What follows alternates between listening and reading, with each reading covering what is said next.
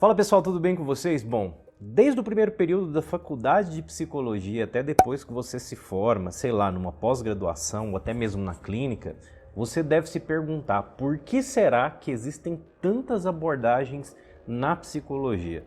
Eu acho que talvez essa é uma das perguntas mais comuns de todo o curso de psicologia. E eu tô aqui hoje para falar um pouco para vocês sobre esse tema que é muito interessante e muitas vezes complicado.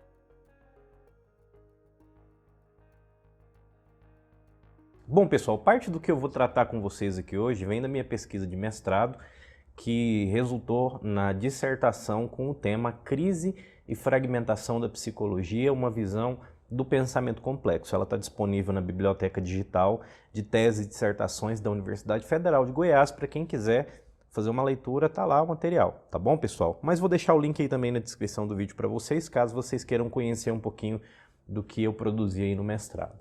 Mas quando é que surge essa ideia de ter várias escolas de pensamento, várias abordagens, várias teorias explicativas para a psicologia? Bom, isso é tão antigo quanto a psicologia é enquanto ciência e profissão. A psicologia surge enquanto ciência moderna, especificamente em 1879, com um cara chamado Wilhelm Wundt, na Universidade de Leipzig, na Alemanha, quando ele vai criar o Laboratório de Psicologia Experimental.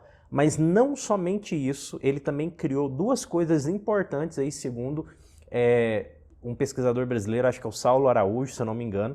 É o Saulo Araújo mesmo, vou deixar aí para vocês aí a referência do trabalho acadêmico dele, que é muito interessante, falando sobre como é que Wundt levou essa alcunha de o pai da psicologia. Mas, resumidamente, são três coisas importantes que Wundt faz para ser considerado aí o pai da psicologia, que é a criação desse laboratório de psicologia experimental, que é muito falado nos livros de história da psicologia, mas ele também criou uma revista científica de psicologia, que é algo que na época era muito novo, não existia ainda esse nome psicologia, vamos dizer assim, emancipado. Quando a gente falava de psicologia naquela época, era como se fosse uma subdivisão da filosofia. Era como se fosse a filosofia da mente, um ramo da filosofia da mente naquela época.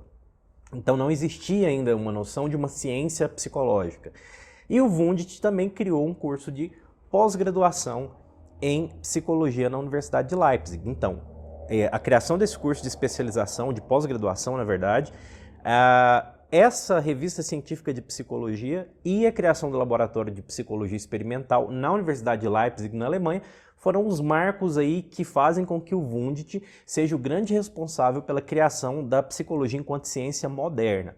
Só que lá por volta de 1897, pouco mais ali de, na verdade menos aí, né, de 20 anos, você já vai ter alguém ali falando sobre a psicologia estar em crise.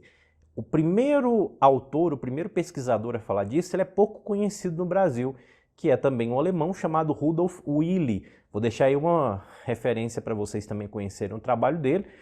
E ele vai falar sobre a crítica, ele vai fazer uma crítica à psicologia, falar que é uma ciência em crise. Mas por que é uma ciência em crise? Porque naquela época mesmo, 20 anos depois ali da criação desse laboratório de psicologia experimental, já tinham diversas propostas teóricas sobre o que seria essa psicologia. Uns com um ponto de vista mais racionalista, outros mais idealista, experimentalista, enfim. E aí você tinha diversas propostas teóricas nesse sentido. Bom, pessoal, é muito difícil a gente dizer de onde de fato surge o problema das abordagens na psicologia. Cara, que barulheira, hein? Credo.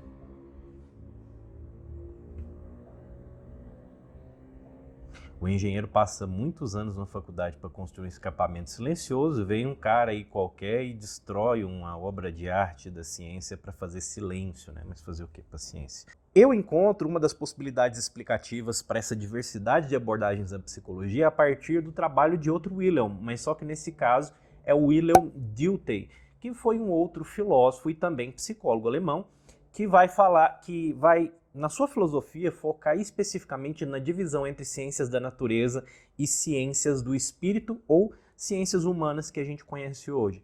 Então, para o Dilthey, as ciências do espírito eram ciências imanentemente hermenêuticas. O que isso quer dizer? Eram ciências interpretativas. Hermenêutica, para quem não sabe, é a ciência e a arte de interpretação de textos, de fenômenos, de processos e etc.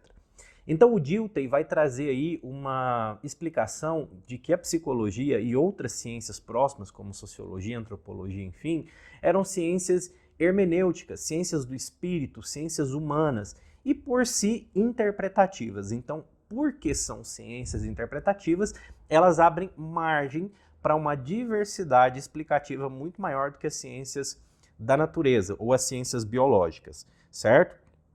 Então, como a psicologia é uma ciência do espírito, ou quando eu falo espírito, não fica imaginando aí o Gasparzinho voando não, viu gente?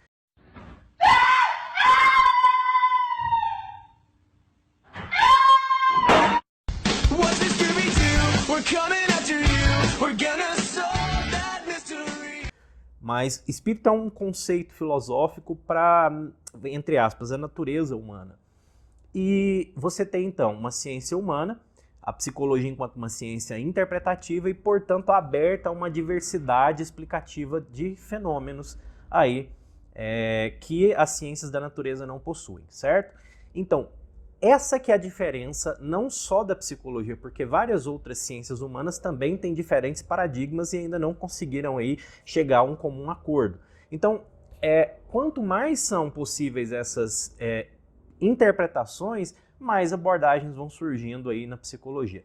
Eu encontro uma possibilidade de conciliação desse conjunto de abordagens, mas não conciliação como se fosse uma síntese, mas uma possibilidade de um viver harmonioso teórico-científico por meio do pensamento complexo do Edgar Morin.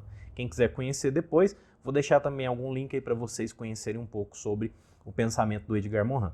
Enfim, pessoal, então a psicologia ela tem esse conjunto de abordagens, esse tanto de abordagens possíveis, porque tão grandes são as possibilidades de se entender o ser humano por diversos ângulos, por diversas vias, tão grandes são as possibilidades de você fornecer um conjunto descritivo e explicativo, que aí a gente vai conhecer isso como abordagens, como teorias, enfim, porque são diversos pontos de vista diferentes sobre o humano e que eles são inerentes à própria ciência psicológica, que, diferentemente das ciências da natureza, das ciências biológicas, é uma ciência interpretativa. E o ponto de vista do intérprete, do pesquisador, no caso do psicólogo, ele precisa também ser levado em consideração, ok? Então, eu vejo uma possibilidade de entender isso por meio da obra do Dilthey, né? Que é um grande filósofo, teórico, psicólogo aí, que é pouco estudado ainda, infelizmente, também na história da psicologia. Então, é por meio dessa divisão entre ciências naturais e ciências humanas